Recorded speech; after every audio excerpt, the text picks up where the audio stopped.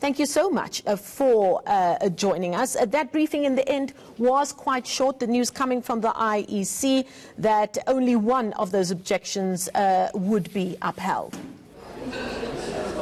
Yeah, that's right. 52 received before the deadline passed, and the IEC has its hands tied, not able to elaborate firstly on what the objections are or were, saying that they are all subject, well, the one that was upheld is subject to a review. They're not going to be releasing the details of those objections just yet. So 52 received, one upheld. Let's see who the most were laid against. It was the ANC, African National Congress, with 29 objections against it. In second was 19 objections laid against Black First, Land First, 13 against the Economic Freedom Fighters, and there were 4 each against the Democratic Alliance and the Land Party, and 1 each against candidates from the ACDP, the AIC, the ACM, and the ATA.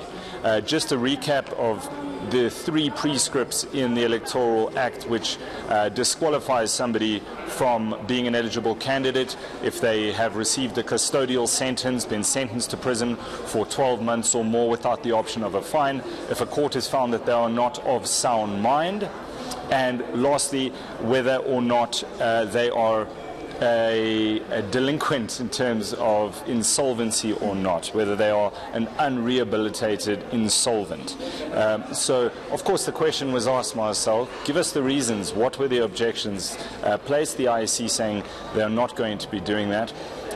And within what the question I asked, what is quite a narrow definition within the electoral code of who should be considered eligible or not.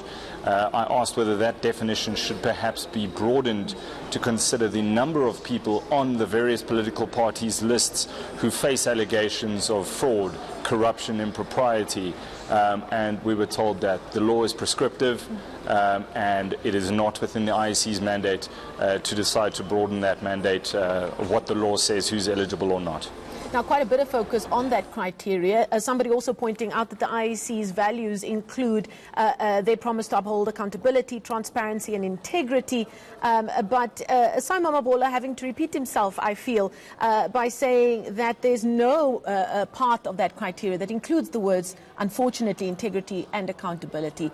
They need to follow the law. It's up to the parties. The owners are on the parties to ensure that all of those candidates are vetted according to values of accountability and integrity.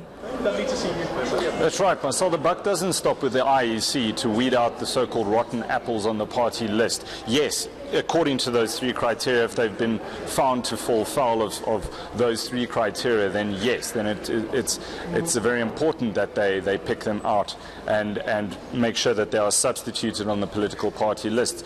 But the buck must stop and start with the political parties themselves.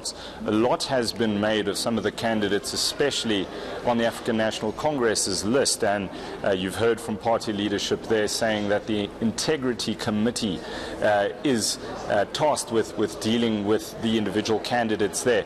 But since the 28th of March, which is when the deadline lapsed to submit those party lists, the ANC has never been in a position to be able to change the candidates on that list. So while there may have been objections to some of the names mentioned there, Malusi Gigaba, Nomvula Mokonyane, Batabile Dlamini, to name a few, there is nothing that the ANC could have done once the 28th of March deadline had passed. So now it is incumbent on the ANC once and since none of the objections have been upheld against any of the members, as they say, they work on a conviction in a court of law, not an allegation that is yet to be tested.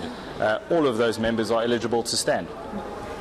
With a look at the ANC, because they did receive the highest number of objections and they are the ruling party, there's talk now again of the ball being back in the ANC's Integrity Committee's court.